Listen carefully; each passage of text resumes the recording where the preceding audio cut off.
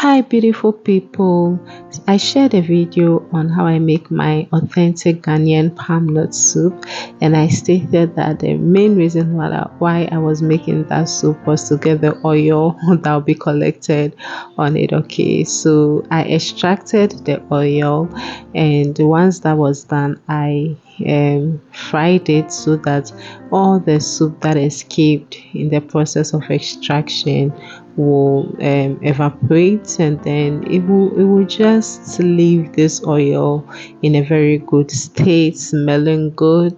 And yeah, anybody who knows the palm oil that you extract from soup knows that it comes with so many flavors.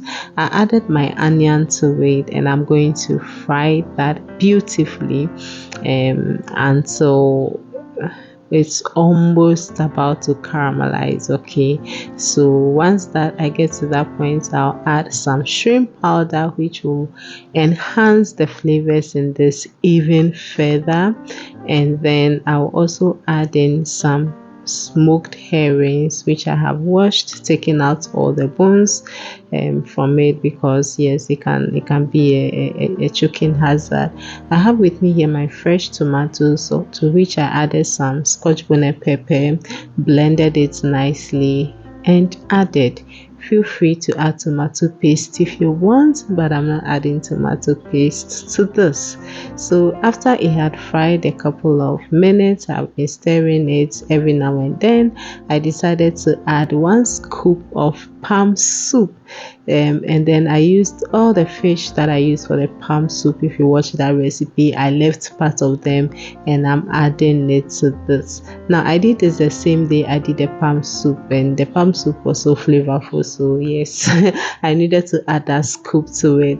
Now I added in some shrimp powder and some homemade mixed spices, which has like Negro pepper, Cameroon pepper, Calabash nutmeg, all those local spices.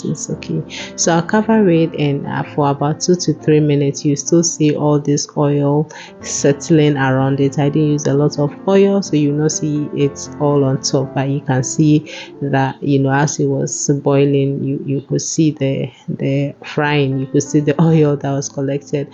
Now I washed my rice thoroughly multiple times until the water was clear, and then I added it to the stew. I'm toasting it. I added some salt as well, and then I'll toast it nicely. Once that is done, I'll add my water, and I want the water to be just above the rice. This depends on the kind of rice that you're using and the consistency you are going for.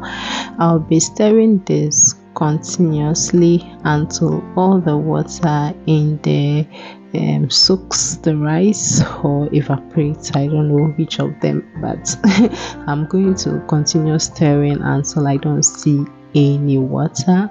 And once that is done, once I get to that stage, I will cover this with my parchment paper, cover it with a lid, and leave it undisturbed under medium to low heat for about 40 minutes. So after that's when I come in to fluff it up, and as you can see, it is ready.